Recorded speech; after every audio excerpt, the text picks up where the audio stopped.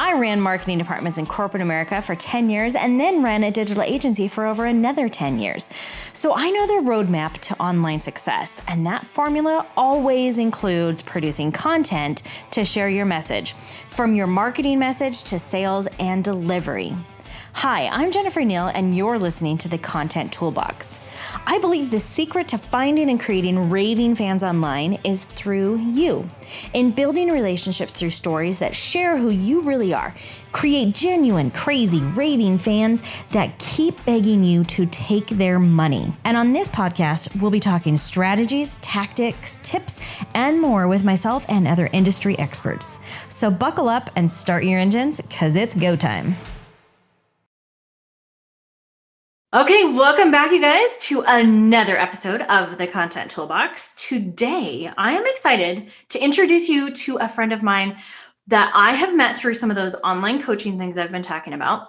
And she is absolutely fantastic and on a very similar line to what we have been doing. So I can't wait for you guys to hear from another agency owner. It's going to be exciting. All right, I want to introduce you to Miss Olga. Hello, welcome. Welcome. So much for having me.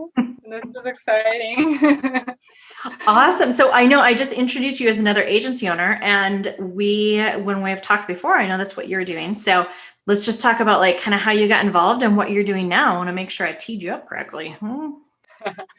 I guess in today's world, we don't really have some guidelines for what you call one business or another, right? That's why we're entrepreneurs. We're free spirits. We get to do whatever we want, and we get to call it whatever we want.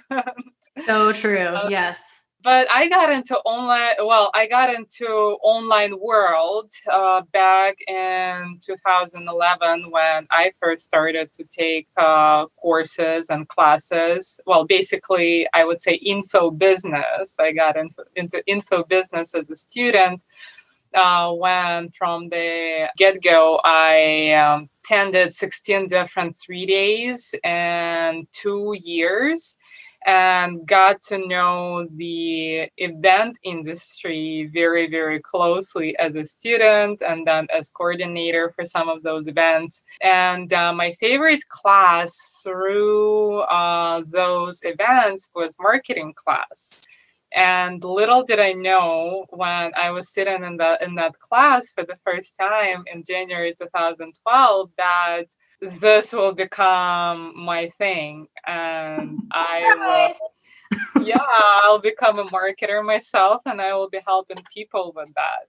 Actually, not long ago, my very first marketing teacher made a comment on one of my social channels saying that, "Oh, I remember you in my classes. You were so annoying with all of those questions. I'm so happy you became a monster." That's fantastic. Isn't it the best compliment you can get from your trainer that you're a monster? You're like, yeah, I am. Mm-hmm. Yeah, so since then, I tried myself in different things. I first had a virtual agency, and we worked strictly with real estate investors. And we focused on lead generation, automating processes, building websites, doing some social media marketing on a very, very low scale back then. Back when you could just post quote cards like once a week and get thousands of followers because nobody posted anything and people just had no idea how to use it yet. Right. And that was a lot of fun. But at the same time, simultaneously, I was doing real estate myself. So I was, very hands-on, figuring out like what's working for me and translating it into my services to the clients. And then I got introduced to a woman who was doing events in the same real estate investing industry. So she was the educator on that side. So I was working strictly with investors who were generating leads and purchasing property or other different things. We worked with so many different types. And this woman was particularly in info business. So she did some investing, but she was very heavy on info. And that was my first exposure to like really running an organization like that. I came on as a director of operations, and I stayed there for a year and a half, running one of the biggest real estate investor associations in Washington, D.C., helping her with the events, webinars, got introduced to ClickFunnels through working on her webinars and stuff. And the rest is history. Those guys sent me an email, come on over to this event, and there you 50,000 go. later, I'm here in front of you. Sucks us all in. It does. Yeah. Yeah. Right, so what are you focusing on now? Right now, my focus is I don't have a niche in terms of the clients who we work with, but we do help mostly people with info businesses and e-commerce businesses with multiple different avenues. We started off as marketing agency, mostly social media. And now we grew into having the funnel building piece. And what I'm most proud about is the project management piece. So we help clients to either bring their own project manager on the team if they have budget for that and the needs for that for a full-time project manager. Or we have a database of those shared PMs where they can tap into our resource and basically get a PM for a couple hours a day or even a couple hours a week at certain cases. And for example, when they have lunch, they may have way more hours than they normally need. So that's where this shared space kind of works out great for those that can't have that project manager on a full time, but also need it because everybody is transitioning online now. And you need to have online marketing strategies implemented regardless of whether you know what you're doing or don't know what you're doing. So that's where people bring us and we help them with it. Super interesting. I love it. And the project management, so important. I love that you're doing that. So, okay, there's a lot of things that you just said in there. So I'm going to dive into some of it. Okay. First of all, let's talk about some of the content that you're doing. Because I know, like, you guys, I follow Olga on different social channels, and this girl is very prolific. She is always posting. It's amazing. So talk to us a little bit about how are you using social media, and then how else are you communicating with prospects and things? And then we'll keep going. Well, thank you for saying that I'm always posting, because I feel like I'm falling off every here and there because, you know, like you get sucked into a new project and next thing you know, you haven't posted for a couple weeks. Well, to me, social media is first and foremost place where I hang out with people I like. So I don't necessarily like the political part of it or so nobody does that controversial part of it, but a lot of people come there for news and conversations around news. I come there to see my peers, amazing people that I met through different networking events and mastermind programs that I've been a part of. And many of them have become clients, many of them have become friends. And that's where I get to do some research, ask questions about what people are looking for, what they need right now. And I get my questions answered. So I turn to those communities a lot of times for my own struggles. And that's my main use. So I'm very active in the conversational social media.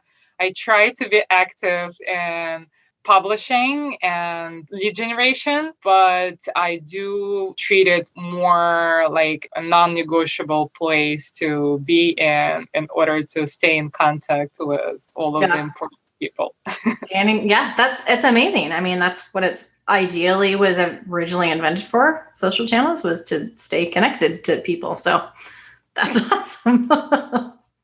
So when you are bringing people through, so if you do, as you're connecting with people and they're like, hey, Olga, like, how do I find out more? What does your communication flow look like there? Do you have a system that you run people through? Absolutely, yes. So, first of all, I have my profiles on all social channels optimized the way that people can find my website. And on my website, I offer them to schedule a 15-minute call with me, a discovery call where we hop on and quickly understand what their needs are and if I'm the right person to help them or not. And if not, then most of the times I have somebody in my network that I can recommend them to. And if they are, then we move forward down the funnel. Yeah. I love it. I can't tell you how many people I've talked to in this lockdown world right now that like so many people are finding effectiveness and moving back to that, like away from the general masses of I'm just going to bring people in on a funnel and drop them into an automated sequence. Instead, like I'm just going to get on a call with them. I'm just going to get face to face and talk and find out what you need. I love it. Yeah, and that's where I am. Like, I'm not selling info products myself because that's where it's mostly needed, the automation. And in my situation, I really need to talk to those people because, I didn't start this crazy startup journey to work with people that I don't want to work with. Like, that's what the jobs are for. True. Yes. So true. Okay, so speaking of the people that you this perfect transition. Thank you for teeing that up. So the people that you are working with. So let's talk about some of the things that you're doing with them, because you talked a lot about like you're helping them with social, you're helping them with funnels. So how are you kind of like weaving in like a communication path for them? Yeah, we help with a lot of different things. So I call that with fancy name marketing strategy. And we do all kinds of things. So we help basically with the lead generation process and whatever that entails. And we help with product launches as well. So basically those things come together, they marry, and we have the lead generation on the front end, nurture, conversion into a certain list. And from there, we help to create launches, build funnels, develop membership sites, basically everything on the delivery side. So we go through all 5 what we call main business stages through lead generation, nurture, conversion, delivery, and retention. And we make sure that all of those 5 are being tackled at all times. Yep. Good for you, because that is absolutely like it's so important to focus on the customer journey. And I know, like me personally, in working with people, I saw that there's a lot of businesses that don't look at the whole journey. And once you get systems in place that help all of those things, it's like it seems to make such a big difference in the continuity and ultimately the ROI of the business. Yeah. And to me, it's really important to look at the whole picture as well, because I have made a mistake before taking on just certain pieces of it. And I learned very quickly that if I don't have access to all other aspects of this business, and if I don't have a say in it, things that I do may just not be working at all, because it's an ecosystem and it just has to be done all together. We can't just take one piece or another and say this is going to be enough for the business growth. And my goal is not to just sell a service, but actually help to grow the business so the owner can live the lifestyle they have imagined for themselves and they deserve for making this world a better place. So when you're in a support role for this type of people, like you have a huge responsibility to make sure that you're doing your best to provide that customer journey like you just talked about. Yeah.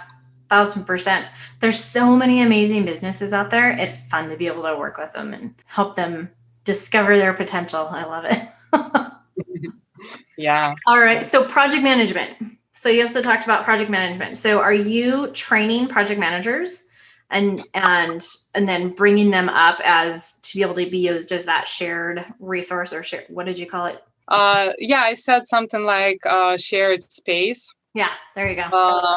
Well, it's just to give you an analogy of how it works, right? Like a shared space. The project managers, I actually partner with certified OBMs, online business managers. Awesome. I went through that certification myself, and I keep on working on developing the relationships with people in the community. And also I keep talking to them and interviewing them and finding those that we have similar values with, similar visions. So those are all certified OBMs. So they definitely gone through some special training on the project management. We also do a lot of front-end organization and technical setup because most people miss that stuff, and not everybody is techy, or I should say almost nobody. I know. There's a few rare of us that aren't. It's like yeah, so people need help with the simplest thing like the Google Suite setup, and then with Shopify and WordPress sites and all of the CRMs and proposals. And like we had one big project on the customer service system installation where our clients had a lot of phone calls and they still handled them all on their own. So we had to take the client out of the job of the customer service rep and give them the team to handle it, the system to handle it, and create the training for those people who will come to replace them.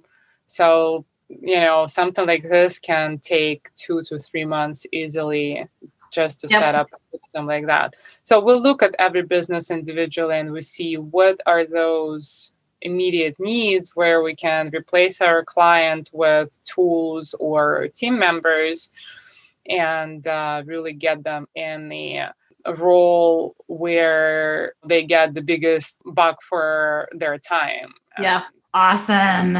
Okay. I'm going to get super tactical. You ready? Because everybody loves the tactical stuff. Project management software. What are your favorites? Oh, my goodness. Good question. Okay, are you ready for this? This is this is a secret that nobody knows. I'm ready. Bring it on. Take notes. It's the one that you're going to use. I totally agree. All of them are very similar. All of them are missing something that you particularly are going to need.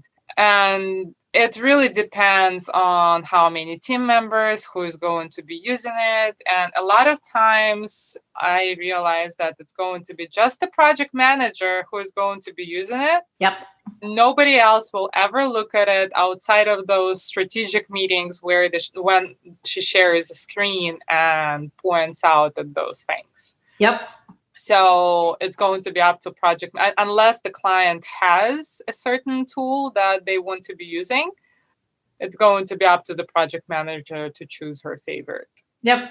Totally agree. I love that answer. Cause isn't it so funny how people just get like so wrapped up in like, oh, what tool do I need? What software? And they just like spend days, months, years, like stuck in, well, I have to pick the right tool when really it doesn't matter. It's whichever one you're going to use.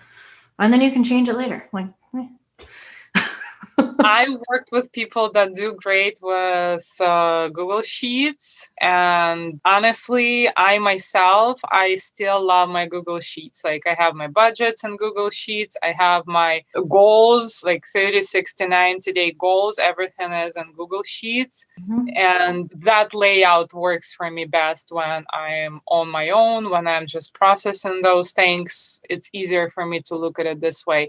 But then when we move into the conversation with the team, then we internally use Trello. We're kind of old school. I love it that Trello is old school now. Yeah, I've been using it for almost a decade now. Yeah. And I hear more and more people talk about ClickUp being way better than Trello. Yeah. I only worked with it on a couple of projects, and there's still a learning curve for me. But Yeah. Those two tools I'll mention today. Awesome. Absolutely. Okay. So let's talk about content. So we talked about project management stuff. Let's talk about actual content. So what is your process for extracting the messaging that you need out of your clients in order to be able to use it in social or funnels or whatever? So we have a couple different processes. So there are clients that will publish and there are clients that won't publish. Yes. No matter what you do, like you can threaten their life and they will still not go record anything. So true. Yes. So for people that are publishing and can follow a framework, we love to do podcasts. And I recently started to learn YouTube as well. So somewhere since April, we started to use YouTube a lot and learning how it works and even seeing the first progress in the last 2-3 months. Awesome. Yes. And then we take that video and we transcribe it and we create an article and we create some social media posts and graphics. We create an IGTV and some micro clips and audiograms. So all kinds of fun things that can be then posted on different social channels. And voila. And for people that won't publish, we have to get on the interviews and actually create a story inventory where we would, list all of those things that they would talk about and record interviews and then go through the same process or get them to be interviewed on other different channels. Yep. And this is actually one of those things that I really love seeing clients do is going on other podcasts, on other shows and being interviewed because that's the least effort, at least like it's least preparation effort. And you still get those stories. You still get that content that we can then use. Yep. 1000% agree. Love it. Okay. So biggest mistakes that you have seen people make in their business. All right. As long as I'm not talking about mine. Right. Because we never make any mistakes. No. One of the things that I keep seeing entrepreneurs do is not starting to delegate. They play the superhero game until they crash and burn. Mm-hmm. And they learn those software, they go study social media, they do all kinds of things, like learn all these different technical skills. And that literally paralyzes them from being in their genius zone, and creating what they're supposed to be creating. Yeah. So that's what hurts me probably the most. And I know that a lot of times when I bring that up, people will say, oh, I don't have time to hire somebody because it's a pain in the butt process and everybody got hurt with that. Mm-hmm. Or they don't have budget to hire. And those are my favorite things to hear because I always have, good things to say. It's like, you can't afford not to, right? Like when I see a business at 300,000 revenue where they've been for the last 5 years, and they've been in business for 6. So they grew from 0 to 300 in 1 year. And then they've been stuck in the same number for 5 years. Like that is an obvious issue with the owners of being the bottleneck. Absolutely true.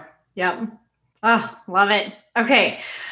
And in terms of messaging, however people are using their messaging or not using their messaging, what are some, I'd say maybe trends or like mistake kind of trends that you've seen? Well, I think at this point, everybody hates salesy people. And I keep getting those messages. Oh, hi, thanks for accepting my friend request. Now join my group. Yeah. This is a great example of what not to do. Like maybe there is one or two people left in the world that haven't received this type of message, and they'll be impressed that you copied and pasted a message. But most people, especially professionals, are not going to like that. Yep. So this is what I call an automation fail. I love it. Automation fail. Yep. Yes. Hire a virtual assistant to copy paste messages for you until you get freaking blocked. Yep. Awesome. Okay, so let me ask you also this. I love this question. What is one of the most surprising things that has happened to you personally since you started on the journey of owning your own business? Oh my gosh, this is not an easy answer. What is the most surprising thing that happened in a decade, basically? One of. How's that? One of. Just pick one. Okay, I have one. If you told me 10 years ago that I will be dumping thousands and thousands of dollars on some schooling and I'll be flying across the country to sit in some hotel room and not see the city at all, and I'll do this over and over and over again, I would be like, what the heck? Like, why would I be traveling across the country and not seeing the cities? So this is an interesting discovery. Yeah. As an entrepreneur, you see a lot of airports and hotels, right? But not so much of the cities. That is so funny. I hadn't actually thought about it. It's totally true. It's like, oh yeah, I've been there. Oh no, I didn't actually see the city. Just this hotel. I have a selfie at the airport. Show it. Or, like when you drive through the country and I'm like, sitting there with my phone waiting to, wait, past the Texas, there it goes. I'm in Texas now. Oh, wait, West Virginia. Yeah, I've been to West Virginia. Oh, that's wonderful. Yeah, I love that. Okay, so Olga, if people want to get more information about you or any of the programs that you just talked about, where can we send them? Well, I am active on all social, well, not all social channels, but I'm pretty active on Facebook and Instagram. It's Olga Fomenko. I have the same handle on all other social channels. It's Olgi Fomenko. And my website is olgafomenko.com. So it should be pretty simple to find me. Awesome. And we'll make sure that those links are included here for you guys. And you guys, I talked to Olga about this before we actually started recording. So she's going to give us a little something special to include in the resource area. Good access to. It's going to be awesome. I have mentioned this while we were talking about what are the things that we do with clients that aren't crazy about publishing, maybe just working on their messaging. I love having people interviewed on other podcasts. And we have a little process that we're using to set people up to go speak on other podcasts. And it's not only good for those that are scared of publishing, although it's really, really good that it is two people and you get to be interviewed and you get to share your message with, like, borrow other people's audiences and things like that. But it's also great for those that are launching, like if you're launching a book and you need to tap into other people's audiences. We have a great masterclass that is free, that is a recording that you can go get access to real quick. And it comes with the step-by-step guide of how to set it up yourself and basically hire a VA to help you go find those speaking opportunities. That is fantastic and so necessary because, I've seen the exact same thing with clients that we've worked with is no matter if you're publishing or not, one of the most important things that you can do is leverage other people's audiences. And you get into that by being a great storyteller and a great presenter. So fine-tuning your own message and then being able to do that. Love it. So necessary. So you guys make sure that you go and grab that. We'll include a link, but Olga's going to let us include it in the Content Toolbox resource area. So make sure that you grab a copy of that. All right, Miss Olga, before we close out here, is there anything else that you would like to share as parting advice? Well, my advice is the same advice that I give myself every day, especially on those days when I don't feel like getting out of bed and doing the work, when resistance hits me the most. I always remember that somebody's life depends on whether I speak today or I choose to shut up, because there's somebody out there that is waiting for your solution. And I believe in competition. I believe that the creator gave us our voice and gave us our talent so we can serve those that need us, and there's enough for everyone. So that's why the usage of marketing and content creation and social media, all of those things are so dear to me, because this is the opportunity to spread this message and to serve the kingdom where we're living and do what we're meant to do. Awesome. I love it. So big takeaways from this entire interview that I have is no more excuses. Get connected and join groups so you can meet other people, and delegate. Yes, I love it. Delegate. Fantastic. Awesome. Thank you so much for being on the show, Olga. I really do appreciate it.